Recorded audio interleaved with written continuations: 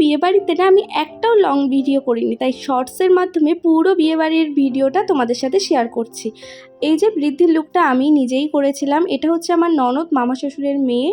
তো তোমরা জানিও যে লুকটা কেমন হয়েছে। আমিও মেহেন্দি করেছি, সেটা তোমাদের সাথে একটু শেয়ার করলাম।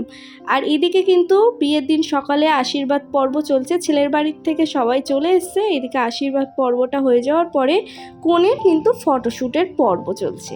তারপরে তো গায়ে হলুদ হবে, গায়ে হলুদ হয়ে যাওয়ার পরে আবার আমরা চলে এসেছি রুমে, কারণ এবার রাতের যে বিয়ের মেন যে লুকটা সেইটার জন্য আমরা প্রিপারেশন নিচ্ছি। তো এই যে লুক একদম কমপ্লিট, তোমরা জানিও যে কেমন হয়েছে।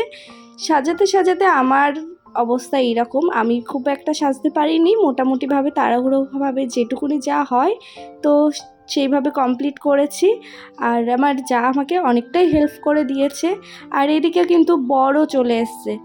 বিয়েবাড়ি থেকে সব থেকে চাপ থাকে মেকআপ আর্টিস্টের, কারণ টাইম মতো সাজিয়ে কনেকে আগে মণ্ডপে নিয়ে যেতে হবে। তো সেই কারণে আমার সাজটাকে আমি ভুলে গিয়ে একদম টাইম মতো ওকে ছেড়ে দিয়েছিলাম। অনেকটা লেট হয়ে গিয়েছিল ওর গায়ে হলুদ কমপ্লিট হতে হতে, তো ওই জন্য আরও লেট হয়ে গিয়েছিল। এইদিকে কিন্তু ওর বিয়ে কমপ্লিট হয়ে গিয়েছে, সেগুলোর ক্লিপ আমার কাছে নেই। আর এখানে কিন্তু কাপল শ্যুট চলছে। আর এটা হচ্ছে বউ ভাতের দিন সকালবেলা আমি গিয়েছিলাম আমার ননদের শ্বশুর বাড়িতে ওকে রিসেপশনের লুকটা দেবো বলে। তো এখন এই যে কমপ্লিট করে ফেলেছি রিসেপশানে।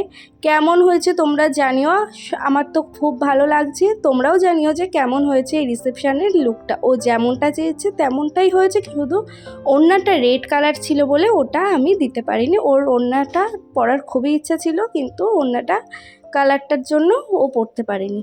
তো ওর মনের মতো করে সাজিয়ে দিয়েছি আমি।